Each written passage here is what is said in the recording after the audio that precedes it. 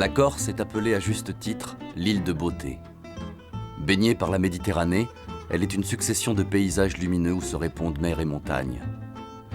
Proche de ses cousines, la Sardaigne et la péninsule italienne, elle est le pays de la vigne, aussi celui du maquis, où l'élevage a gardé une traditionnelle liberté.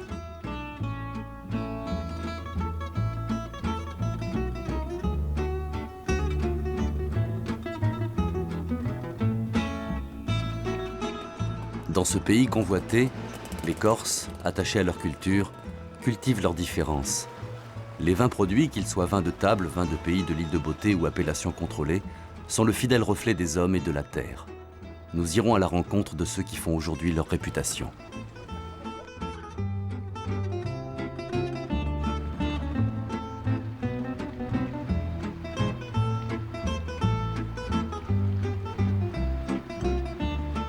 En longeant les îles sanguinaires, les ferries débarquent leurs estivants avides de soleil à Ajaccio. Ajaccio, c'est la ville qui épouse ce golfe immense, patrie de l'empereur Napoléon Bonaparte. 5 siècles durant, la Corse fut sous la domination de la République de Gênes, cette ville italienne voisine qui borde la Méditerranée. Et c'est aux Génois que l'on doit les centaures qui émaillent le littoral corse.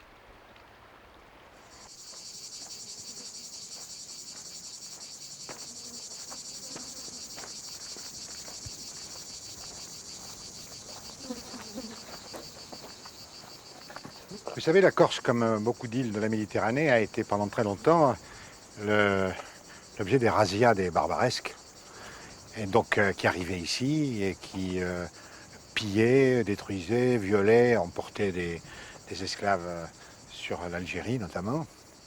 Et donc Gênes a décidé, aux frais de la communauté corse d'ailleurs, de placer ces tours qui se répondent l'une l'autre et qui permettaient ainsi d'annoncer de loin en loin l'arrivée des pirates, des barbaresques.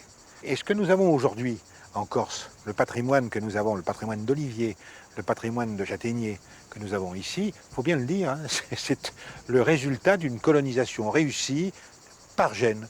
Ça a été fait souvent avec les récriminations des Corses, évidemment, parce que ça se faisait à coups de pied, ça se faisait avec des obligations, ça se faisait aussi quelquefois par des gratifications, lorsque par exemple les gens acceptaient de planter 1000 ou 1200 ou 1500 plants de vignes, ils avaient le droit de port d'armes.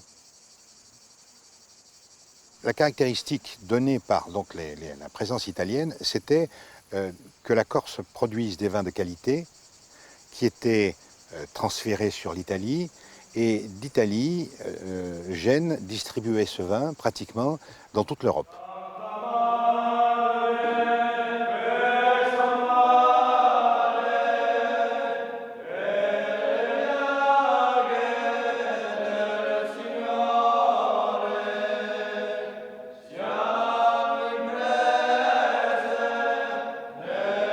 Les vieux contraires de nous prenaient le temps d'observer avant de faire quoi que ce soit, avant de construire, avant de planter, prenaient le temps d'observer les vents dominants, l'influence des pluies et tout. Et une fois qu'ils implantaient quelque chose, vous pouvez être certain qu'ils ne se trompaient pas. Et si au départ ils ont implanté la vigne, les oliviers dans le coin, c'est qu'ils savaient que ça marcherait. Le Clos d'Alzeto, repère d'aigle, vignoble tapissant les flancs escarpés de l'épine dorsale de la Corse. À l'écart de la route côtière, loin des plages, le plus haut vignoble de Corse offre des vins d'altitude où puissance et fraîcheur se conjuguent. Le domaine a été créé par mon arrière-grand-père dans les années 1800, toujours de père en fils, sans interruption. Et comme je dis toujours, même pendant la guerre, les hommes étaient au front, et ce sont les femmes qui faisaient tourner le vignoble comme elles pouvaient, sans produits, sans rien. Elles arrivaient à faire un petit peu de vin. Et donc la vie de la vigne, de la cave n'a jamais cessé. De Sartène à Ajaccio, on parcourt les domaines d'un prince de la vigne. Il cultive un vrai raisin corse, le Chacarello, qui procure un authentique fruité sauvage. Chacaril en Corse, Chacaril, c'est un raisin qui, comme ça, vous voyez, craque sous la dent quand il est bien mûr. Et si vous regardez bien, des raisins de Chiacaril bien mûrs, souvent, ils se flétrissent. Et quand vous les mettez à la bouche, on dirait des raisins, carrément des raisins de Corinthe. Hein. Vous entendez ce craquement? Alors, Chiacaril, il y en a qui disent que ça peut venir de ça. Chiacaril, craquant sous la dent. Moi, c'est une des seules traductions que je connaisse.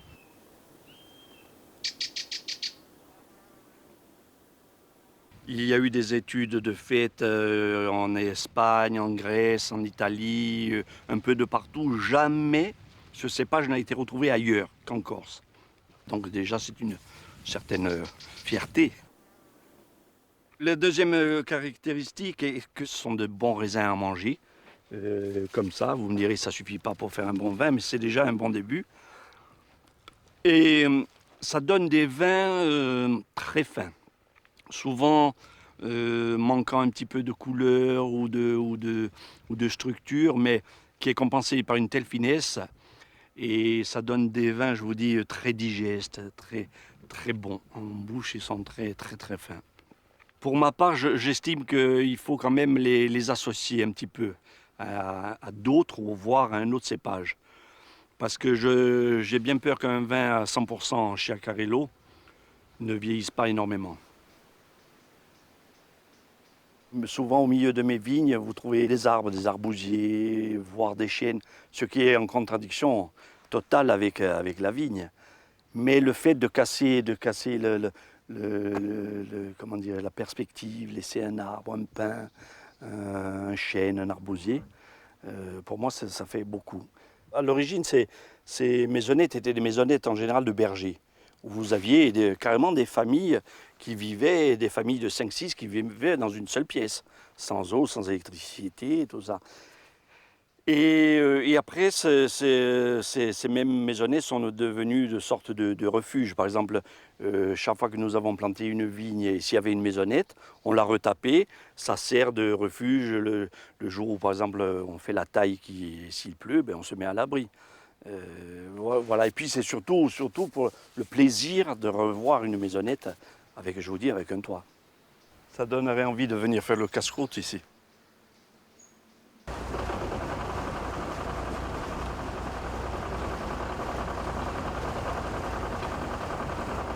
En 565 avant Jésus-Christ, quelques années après avoir fondé Marseille, les Grecs de Phocée accostent sur l'île par l'étang de Diane, ouvert sur la mer. Ils établissent un comptoir. Lieu de commerce et refuge, l'étang est aussi source de richesse pour la population qui, encore aujourd'hui, retire de ce site préservé huîtres, coquillages et poissons.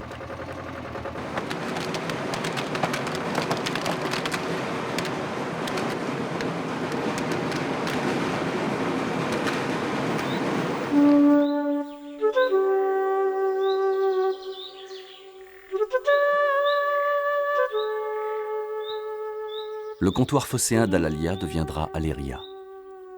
La terre qui l'entoure forme une plaine vaste et fertile, où l'on cultive les céréales, l'olivier et la vigne.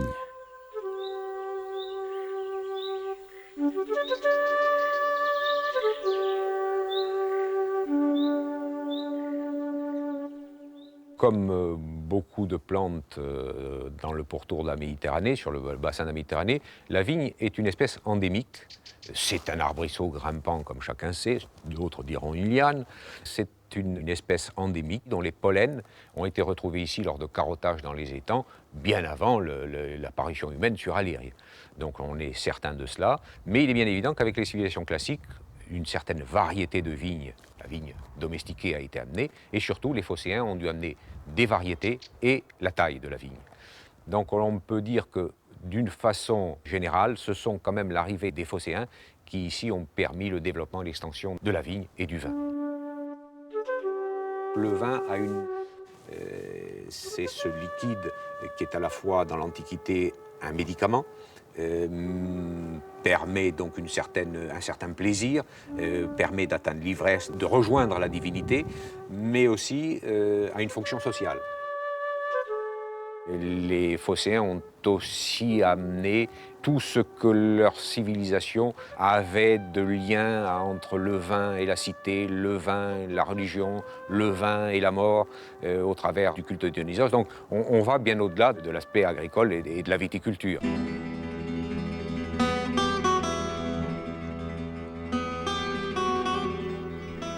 Alors que depuis des siècles, les grands vignobles faisaient commerce de leur vin, la Corse vivait en autarcie. Les vins étaient réservés à la famille, le surplus allant au marché local. Quelques terroirs, cependant, avaient acquis la renommée bien avant que ne pénètrent les règles de l'appellation contrôlée. Dans les années 60, des rapatriés d'Algérie plantent des vignobles de masse dans la plaine orientale. Hélas, dans les années qui suivent, la demande se retourne. Les nouveaux consommateurs préfèrent les vins fins, la qualité et non plus la quantité. Des vignerons intransigeants, de vieilles familles corses et quelques autres, attentifs aux richesses de la tradition, obtiennent l'introduction du système des appellations d'origine. Les usages locaux, loyaux et constants, vont désormais servir de référence.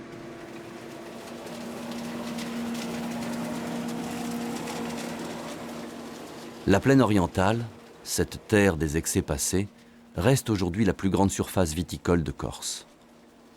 Elle représente à elle seule 25% du vignoble et 35% de la production totale de l'île.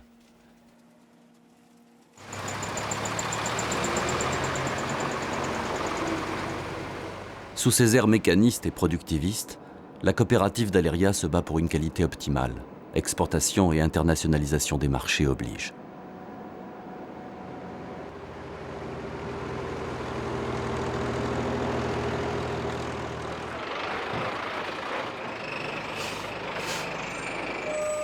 Lorsque les camions arrivent, on détermine le cépage qu'il y a dans le camion et on fait un prélèvement par carottage qui va nous déterminer la richesse en sucre potentielle de l'apport concerné et en même temps qui va nous déterminer l'acidité du jus que nous allons avoir. Cette information va être transmise au technicien qui est chargé de veiller à la répartition des raisins. Et en fonction de quoi et de ces éléments, il va décider de l'affectation finale du raisin concerné.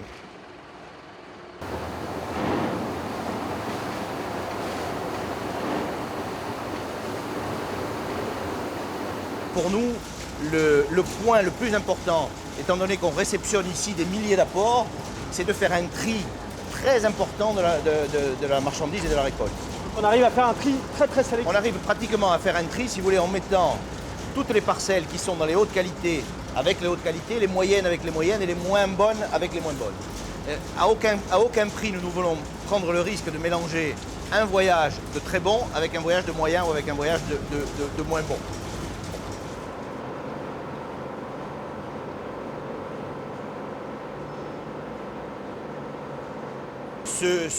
Ce conquet, ces postes de triage vont permettre à l'opérateur qui est ici d'expédier la vendange en fonction des instructions qu'il a reçues de la part du technicien que vous avez vu tout à l'heure. Il lui a déterminé la qualité du raisin qu'il avait à réceptionner et son lieu final, sa destination finale.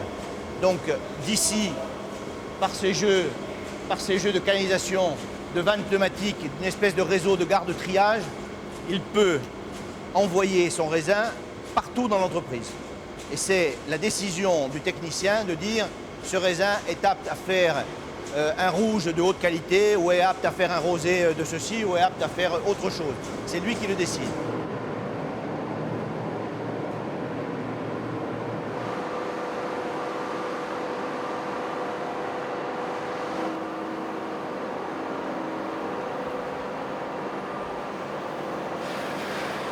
Aujourd'hui, il n'y a pas d'entreprise de notre importance qui travaille avec la grande distribution, qui travaille avec l'exportation, qui ne puisse fournir à son client une traçabilité totale de ses produits.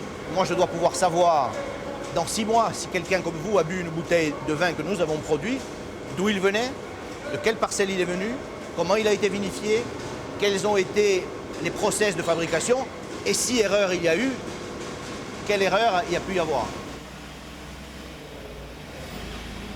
Aujourd'hui, nous avons à commercer avec le monde entier Et nous sommes obligés, ne fût-ce que pour des raisons commerciales, de nous plier aux règles du jeu. Mais il n'y a pas de doute là-dessus.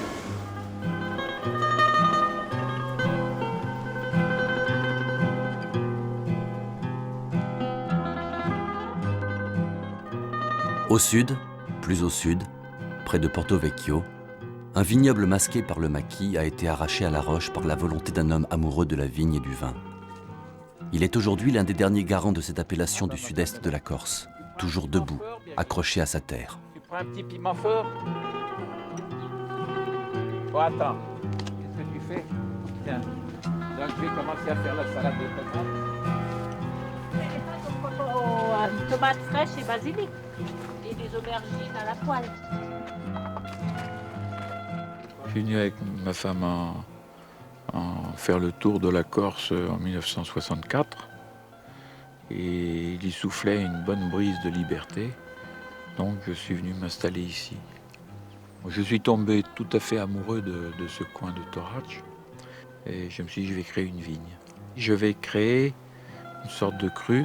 Je voudrais que dans 10 ans, si quelqu'un vient en Corse et qui demande un bon vin, on lui dise Torace.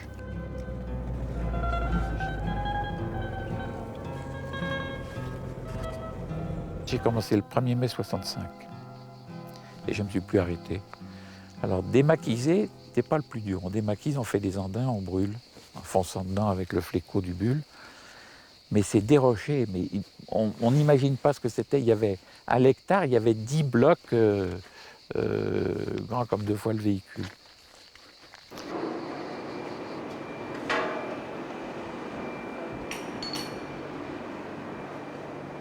Ayez, il y a la place ou pas? Allez-y, balancez.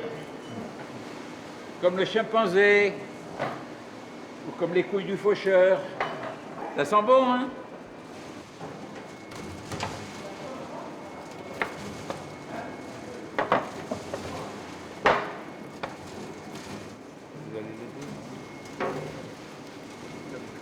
C'est un système pas trop couillon. C'est pas très modeste de dire ça, mais ce sont des cuves dites auto-vidantes, donc elles sont en pente. Et le marc descend de lui-même, donc ça a le grand avantage on n'a pas à rentrer dans la cuve, ce qui est très dangereux. Ah oui, à cause du gaz carbonique, hein. Chaque année, il y a des morts avec ça.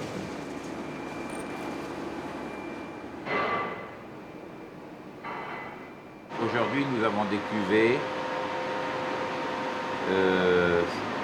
à 4 heures. Je suis venu à 4 heures du matin.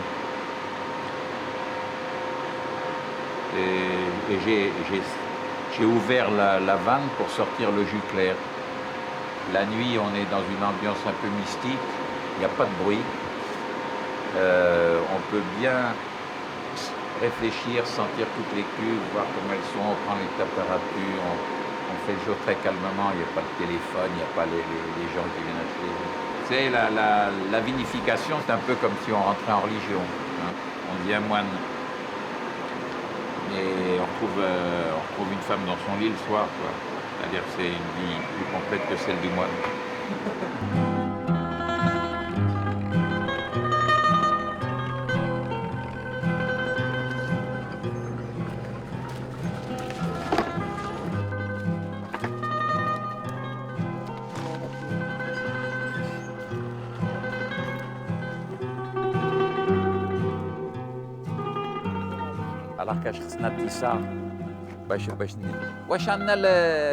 Les filets à olive, on en a encore?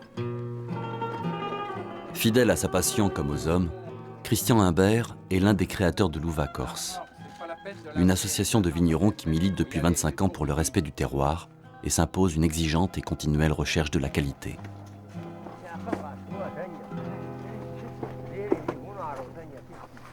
En 97. C'était le 20e anniversaire de la création de l'Uva Corse. Et nous faisons chaque année une fête à Paris. Et là, nous avions demandé à ceux de nos amis qui avaient des vieux millésimes correspondants, c'est-à-dire des 77, de les porter. Il y en a eu 3, c'était une merveille. Il y a eu le blanc de Nicrose. Vous vous rendez compte, un blanc d'ici qui se bonifie pendant 20 ans, vinifié par le pauvre tonton Toussaint Luigi, qui était un vinificateur extraordinaire. Et l'autre, c'était un Clos Capito de la famille Bianchetti, parce que Jacques a eu la chance d'avoir des pères et grands-pères qui étaient dans le métier.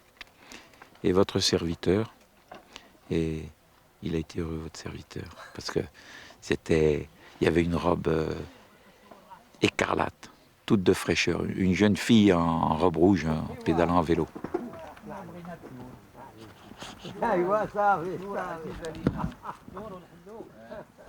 La terre est notre mère, il faut la respecter. Bien, la vigne, c'est un de ses enfants les plus expressifs et les plus affectueux. Alors, ils m'ont oublié des belles grappes comme ça. Aspetta, des belles vont être pour vous.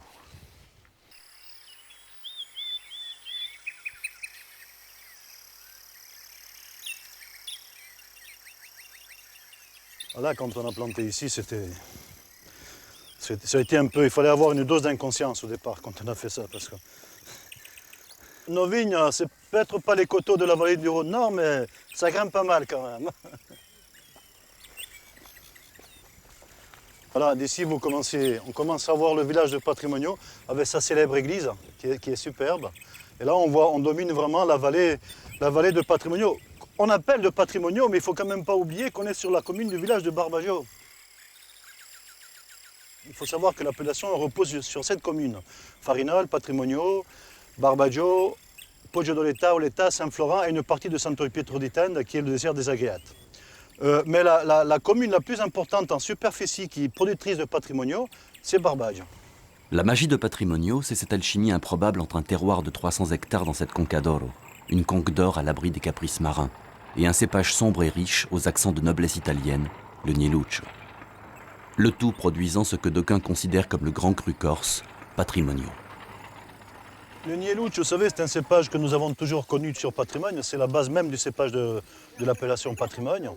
Il a des origines toscanes, puisque c'est le frère jumeau du Sangiovese avec lequel on élabore les Chianti en Italie. Mais à Patrimonio, il a toujours existé, les vieux vignerons l'ont toujours connu. C'est un très vieux cépage qui s'est bien adapté au terroir, puisque le Nieluccio demande des terroirs essentiellement calcaires et argilo-calcaires. Déjà, quand vous goûtez le Nieluccio, pour qu'il soit mûr, c'est que déjà, les grains se détachent très facilement. Vous voyez, là, ils tombent très facilement. C'est un cépage noir à jus blanc. Quand vous voyez ça, c'est que ça commence à mûrir. Vous voyez les doigts qui commencent à rougir. Ça, c'est bon signe. Parce qu'il y a à peine 4 jours, c'était pas noir. Hein. Vous mâchez bien la baie de raisin, vous allez sentir après les tanins qui reviennent aussi. Il faut bien broyer la pellicule, vous allez voir les tanins qui commencent à revenir. S'il n'atteint pas au moins les 13,5 degrés, ça ne donne pas une expression du cépage de lui-même. Ça ne donne pas de couleur, ça ne donne pas de concentration, ça ne donne pas de matière. Donc un Nieluccio, il faut qu'il soit récolté entre minimum 13,5, entre 13,5 et 15 degrés pour avoir des rouges, surtout quand ils sont destinés à des longues macérations comme nous faisons. Nous faisons des macérations entre 4 et 5 semaines. Donc ça va donner des rouges très pleins qu'il faudra commencer à boire dans les 5 ans après la vinification.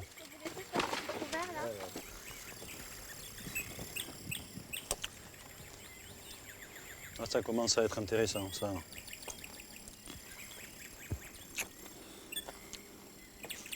Aujourd'hui, nous sommes à l'heure, si vous voulez, où on parle beaucoup d'économie identitaire. Nous, les vignerons de patrimoine, il y a belle lurette qu'on a joué cette carte-là. Je dirais même, sans penser même pas à une économie identitaire, mais tout simplement par tradition. Et c'est qu'aujourd'hui, nos vins sont appréciés parce qu'ils sont différents des autres. C'est complètement aberrant de vouloir planter en Corse du Cabernet ou de la Syrah.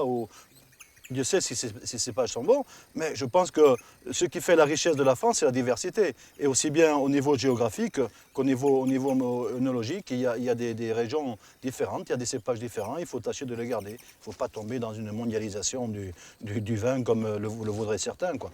Non, il ne faut pas être pressé. Il ne faut pas oublier qu'on est en Corse ici. Hein. La viticulture corse est une viticulture de la mémoire, des traditions et du terroir. C'est ici, à San Giuliano, que le CIVAM entretient une collection ampélographique patrimoine viticole unique de l'île de Beauté. Il y a eu un gros travail qui a été fait depuis une vingtaine d'années de récupération de toutes les vieilles variétés insulaires chez des producteurs plutôt amateurs, des personnes âgées qui ont conservé un peu de vigne sur leur exploitation. Et ces cépages donc, sont récupérés dans le vignoble et mis en collection ici pour étude. L'ensemble des variétés qui ont été retrouvées et qui ont été introduites en collection sont des variétés qui ont plusieurs siècles d'existence en Corse. On ne s'est pas trop intéressé aux introductions récentes. Récentes, ça veut dire depuis le début du XXe siècle. Donc sur les 23 variétés retrouvées actuellement, une grande partie a un intérêt assez limité, question de qualité pure en vinification. Et il y en a certaines qui sont très très intéressantes, qui ont un peu disparu dans le vignoble pour des raisons techniques. On peut prendre l'exemple du Bianco Gentile, qui est un cépage qui a des qualités extraordinaires au niveau des vins, au niveau de la production, mais qui a une grande sensibilité à une maladie qui s'appelle l'oïdium. Et vraisemblablement, si cette variété a un peu disparu dans le vignoble ancien, c'est parce qu'il y avait des difficultés à maîtriser cette maladie. Alors, Bianco Gentile, ça va être celui-là.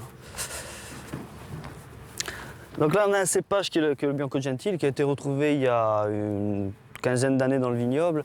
Il ne représente actuellement que quelques centaines de souches cultivées à l'état dans les exploitations, dans des parcelles qui sont appelées à disparaître parce que très anciennes. Actuellement, il y a 3 parcelles qui ont été replantées sur environ 1 hectare chacune.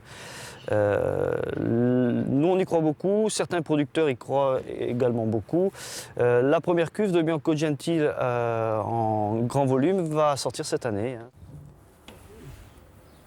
Nous trouvons ici dans le laboratoire d'analyse, donc c'est ici que se passe essentiellement le suivi des vins et l'étude d'un point de vue analytique et chimique.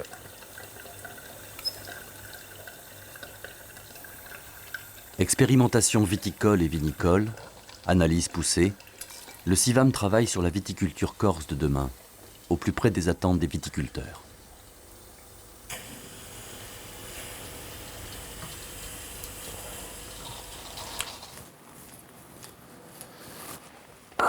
Bianco Gentile est un cépage très aromatique, qui se rapproche un peu du Vermentino.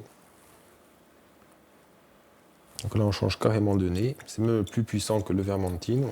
Des notes de pêche, d'abricot.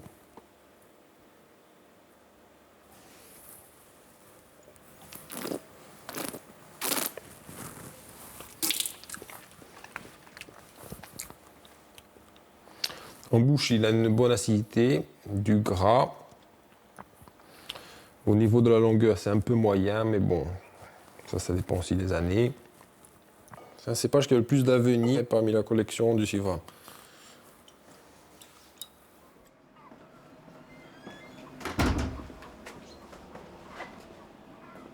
Ici, nous nous trouvons dans le chai d'élevage des vins qui ont été vinifiés cette année au mois de septembre-octobre, enfin cette année en 2000. Quoi. Tout est micro-vinifié dans des cuves de 150, 80, 100 litres. On vinifie essentiellement du Nieluccio et du Chacarello dans des essais technologiques, c'est-à-dire on teste des techniques de vinification. Alors ici, nous avons un essai qui est fait sur le cépage Nieluccio, qui a été cultivé sur la côte orientale avec des méthodes de palissage différentes. C'est-à-dire dans la vigne, vous avez une méthode de taille qui est différente avec un système de palissage avec des fils de fer et des hauteurs qui est différente. Donc c'était pour voir si, en fonction de ce système de mode de conduite, il y avait des différences qui se retrouvaient au niveau des vins. Voilà, on lui attribue un chiffre.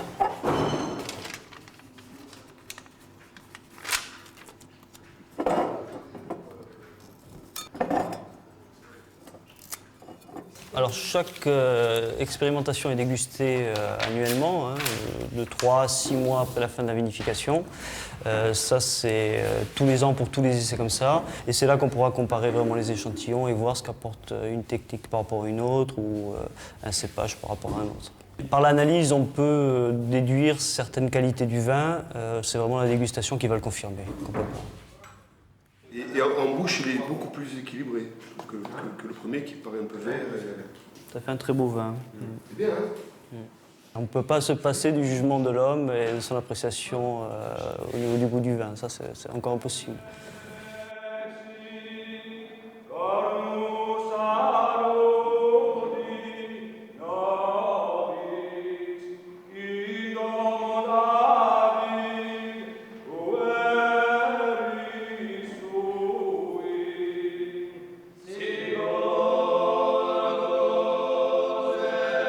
Les richesses de la vie pastorale si présentes dans l'île accompagnent à la perfection les produits de la vigne.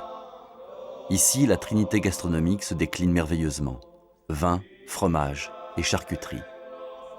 Dans le petit village perché de Murato, à l'entrée duquel une élégante église pisane rappelle ses origines, les porcs corses, à demi sauvages, donnent au jeune charcutier éleveur la possibilité de réaliser son métier avec talent.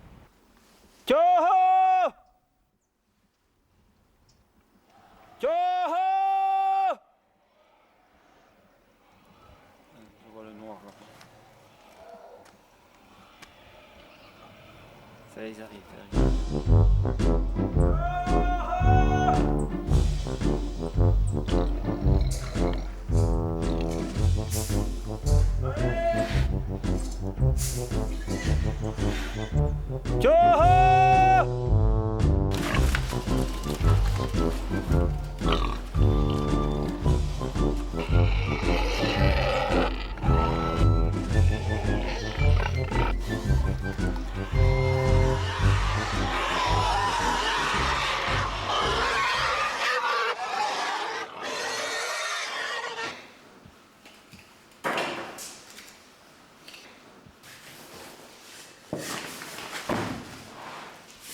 Pour arriver à faire des jambons, ce qu'on appelle de garde, un peu comme pour le vin, il faut avoir des pièces, donc pour moi la pièce c'est le jambon, qui soient assez grosses.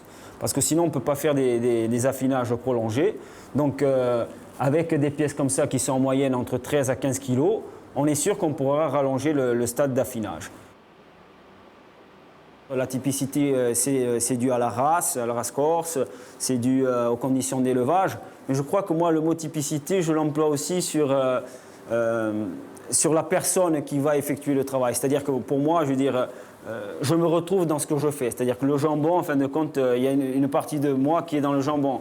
La typicité, elle se fait surtout sur ça, sur la manière de transformer, la manière de sortir des produits de qualité et d'aller assez loin au niveau du travail. Donc, comme je prends toujours le parallèle avec les vignerons, parce qu'il y a des gens qui peuvent avoir la même exploitation et un vigneron sortira un vin beaucoup plus important que l'autre. Donc la typicité, je crois qu'elle est liée aussi surtout aux producteurs.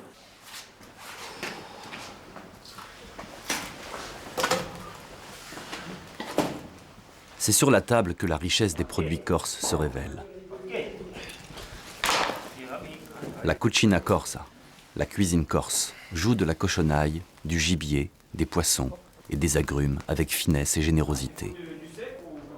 Et lorsque le vin entre dans la danse, c'est un mariage plein de promesses qui excite les papilles. On va faire des médaillons de mignons de porc aux agrumes, avec orange, pamplemousse, miel d'arbousier bien sûr, agrémenté avec un petit peu de jus de clémentine. Alors là, on va préparer les médaillons du mignon de porc pour pouvoir les faire mariner. Alors on ne mettra pas de sel parce que ça va la sécher. Pourquoi le miel d'arbousier? Parce que c'est un miel amer et ça fera une saveur supplémentaire à la préparation, puisque comme ça nous aurons le sucré, le salé, l'amer et l'acide.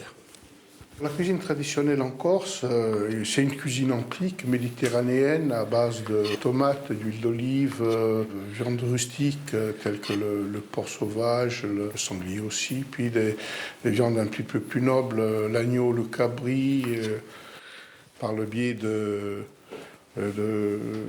mon ami Richard Philippe, qui est le créateur de cette cuisine. Nous avons pu mettre sur la navette spatiale Mir des produits comme le rôti de veau au miel et le flan à la farine de châtaigne. Nous sommes en train de travailler sur un troisième produit à base de broche. Voilà, on récupère le jus des agrumes, là on a fait les suprêmes, et un petit peu de jus de citron pour un peu plus d'acidité. Et on arrose carrément les médaillons avec. On va les mettre au réfrigérateur pour qu'ils restent au frais. On va chauffer l'huile. On va saisir rapidement les petits médaillons. Comme c'est une viande qui n'est pas grasse, faut compter 5-6 minutes à peu près, pas plus. Hein.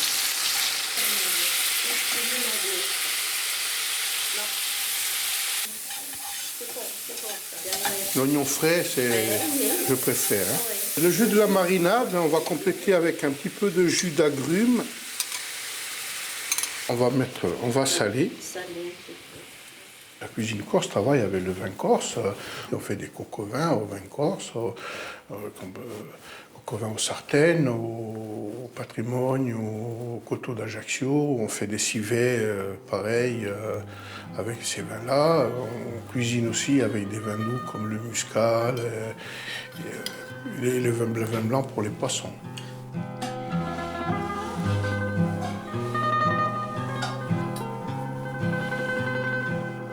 Alors c'est un jus, ce n'est pas une sauce. Hein. Donc on arrose la viande, le jus des agrumes, le jus de la marinade. Et je voudrais un vin jeune et pas trop riche en tanin, plutôt un petit peu fruité.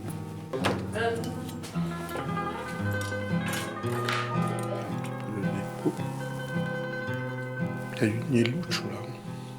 On arrive à faire des vins fabuleux. Hein. Maintenant, les rouges, on a des rouges fruités, tanniques, de garde, etc.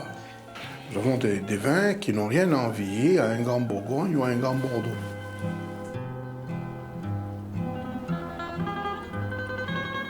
Le Cap Corse doit pointer vers le nord, abandonner des hommes où le maquis reprend ses droits. C'est le pays des vents. Tramontane, Tracale, Levante, Libeccio, Sirocco ou Maestrale. C'est aussi le pays des marins qui firent commerce et portèrent le pavillon corse au bout du monde, aux Indes comme aux Amériques. Oui, c'est la maison Nicrosi. Donc, nous, on a ressuscité le nom par le vin, puisque mon arrière-grand-père n'a eu que des filles, dont ma grand-mère. Cette maison, dite aujourd'hui maison des Américains, parce que c'était des gens qui étaient partis aux Amériques et ont montré en rentrant au pays qu'ils avaient fait fortune. Ils sont partis là-bas donc dans les années 1820, 1840. Donc ce sont des grandes maisons, il y en a 5 ou 6 comme ça dans le village, et qui ont été construites par des architectes qui venaient de Toscane, puisqu'à l'époque il y avait encore beaucoup de trafic avec l'Italie.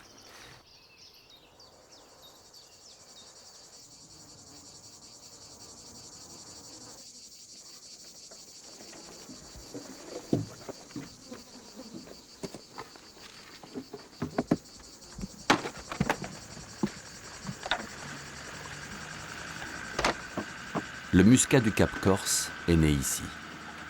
Délicat et rare, il est aujourd'hui produit essentiellement dans la région de Patrimonio.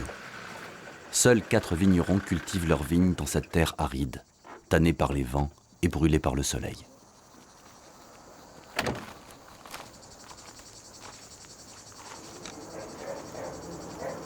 Voilà, ça c'est du raisin muscat que l'on met à sécher au soleil pour concentrer d'une part le sucre, par évaporation de l'eau contenue à l'intérieur du raisin.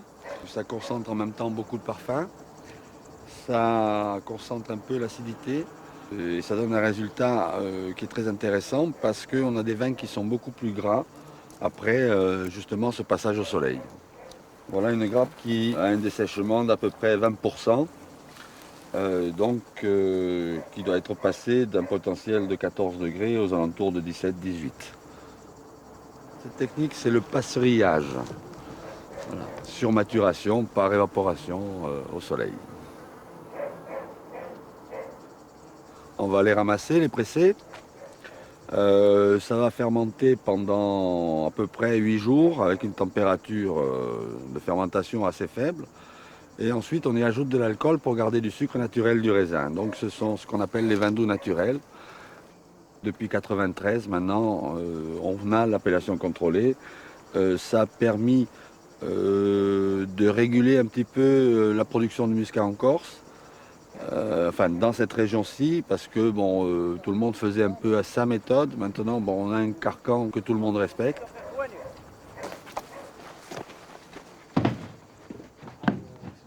Les appellations font à peu près 100 000 hectos. Actuellement, le muscat du Cap Corse est à 2000 hectolitres. Par rapport, quand nous avons eu l'appellation contrôlée en 93, on était à 1300 hectolitres à peu près de production. Il y a des gens qui ont trouvé que le produit valait le coup, donc qui ont augmenté un petit peu leur production. Et puis on était sur ces dernières années en plein plan de restructuration, donc actuellement il y a pas mal de jeunes vignes qui sont arrivées à production, d'où l'augmentation de la production des muscats du Cap Corse. Je pense qu'on augmentera encore un petit peu parce qu'il y a pas mal de gens qui se trouvent en rupture de stock tous les ans.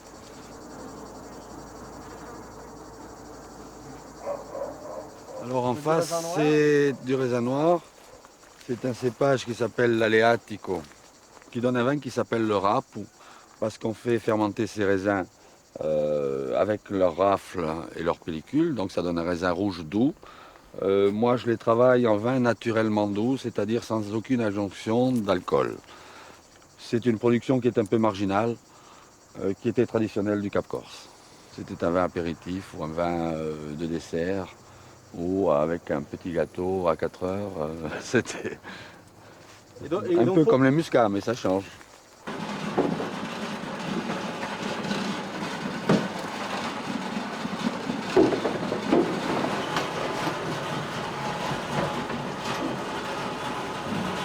Combien il y en a, Maggie? Combien? Vas-y, compte. On peut sur les pleins et on va mettre en route. Là, on est à 14,5, 15 de potentiel. Mais après, quand le pressoir va serrer, on va sortir les grains qui sont les plus secs, donc qui vont faire remonter le degré certainement beaucoup plus. Cette année, on a beaucoup moins de raisins que les autres années. Donc l'année prochaine, le muscat sera rare. On verra, on va voir ce qu'on sort d'ici. Ça sera plus rare que cette année, c'est sûr.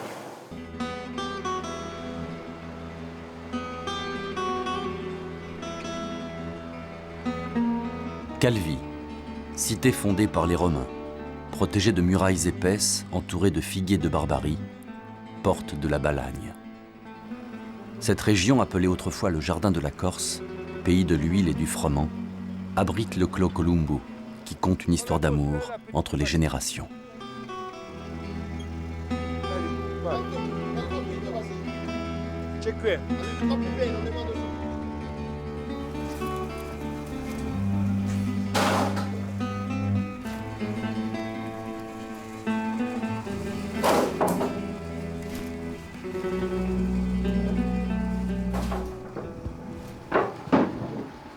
Et le père, lui, c'est l'autre siècle. Il est né en 1909 et la vigne à l'époque, ils n'avaient pas trop de difficultés. Ils avaient une petite vigne sur les hauteurs du village et ils amenaient le raisin dans la cave de la maison familiale à dos d'âne.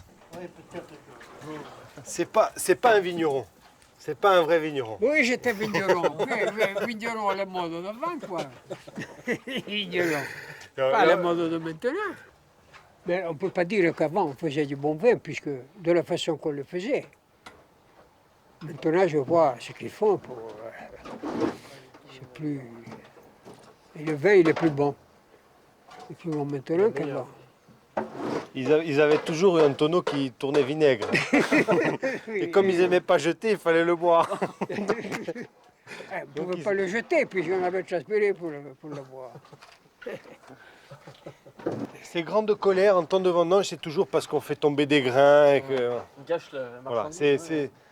c'est l'instinct qui revient de l'époque où les gosses qui faisaient tomber une On grappe. ramassait le grain de raisin par terre, et maintenant ils mettaient les pieds sur une grappe.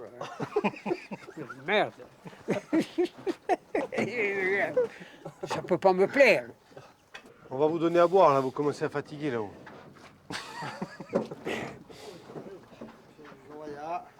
Il me dit toujours que son père, quand les fourmis sur l'aire de battage engrangeaient tout le blé, il arrivait avec une bouteille d'eau à la fin des moissons, il remplissait le nid des fourmis pour qu'elles sortent tout le blé et il le récupérait. Aujourd'hui on rigole. On le bouillait dans le tout, mettait de l'eau dans le tout, et après les fourmis. Il le sortait dehors à le sécher, quoi. Tous les jours qui passent, c'est un plus au niveau maturité. Mais il y a un seuil, il ne faut pas dépasser. C'est-à-dire à un moment donné où ça peut basculer, ça peut perdre, ça peut pourrir. Bon, C'est pas le cas, c'est très simple. On annonce une pluie pour jeudi prochain. À moi de décider si je dois récolter avant jeudi ou si je dois attendre. Le risque qui peut faire un plus, je vais le prendre. Les grains là, ils sont un peu... ils perdent. Donc cette perte de jus là, c'est des concentrations. Hein. C'est pas une maturité physiologique. Moi j'aime mieux quand le grain est bien rond et que ça mûrit à l'interne, que les peaux sont tendres. Là, c'est des peaux dures, quoi, des concentrations, beaucoup d'acidité. Alors, je pense qu'on le retrouvera dans le vin. Moi, vous avez vu mon père, là, hein, il a 91 ans, ils ont toujours travaillé la terre. Les Corses étaient des éleveurs et ils sont devenus aussi agriculteurs, mais dans le sens cultivateurs. Les raisins qui étaient retenus, c'était ceux qui étaient bons à manger souvent. Et c'était très pauvre, hein. On produisait, on faisait du vin, c'était un peu un luxe. Donc on se rend compte que le patrimoine ampélographique corse, il est né de... Ce sont ces cultivateurs qui l'ont maintenu, qui l'ont propagé pendant les millénaires, puisque la vigne remonte à avant Jésus-Christ. Et on a des cépages tellement différents et tellement spécifiques, donc ils sont arrivés de quelque part, hein, de Méditerranée, et ils les ont sélectionnés, multipliés, reproduits, parce que de bouche à oreille, on vantait les mérites de tel ou tel cépage. Donc il y a vraiment... In fine, aujourd'hui, cette collection de vieux cépages, on se rend compte que ce n'est pas le fruit du hasard. C'est vraiment une adaptation au terroir, à nos climats et je dirais à la tradition corse. Hein. Ce sont ces gens qui passaient toutes 18 heures par jour sur leur terre, dans leurs vignes. Aujourd'hui, on fait plus ça. Hein. L'autre jour, un vieux m'a parlé du Wintadio. Moi, Wintadio, je ne l'avais pas en tête. Sur les 30 autres qu'on connaît, celui-là, on ne le connaissait pas. Il m'a amené une grappe l'autre jour. Et donc, la grappe ne suffit pas pour l'ampélographe pour faire une étude de ce cépage. On a pris des feuilles. Donc, celui-là, dans 15 jours, on saura s'il a un équivalent ailleurs. Et il en reste 3-4 pieds. Donc, vous voyez à quel point on a failli perdre ce patrimoine.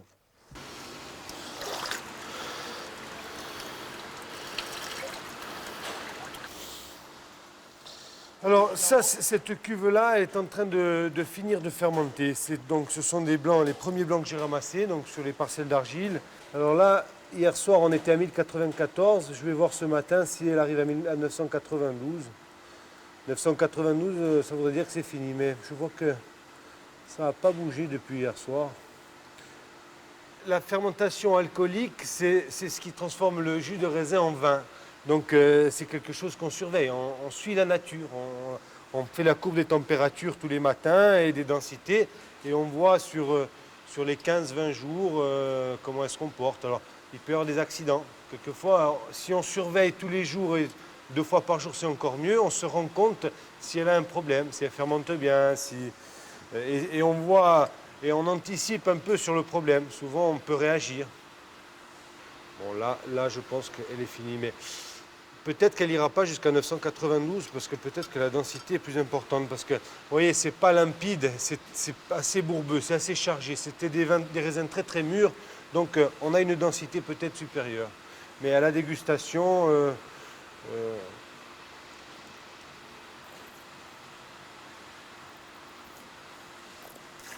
elle est finie. Alors maintenant, il faut la protéger de l'air. Donc on la referme, puisqu'elle ne fait plus de gaz. On va la soutirer, la sulfiter, et c'est du vin.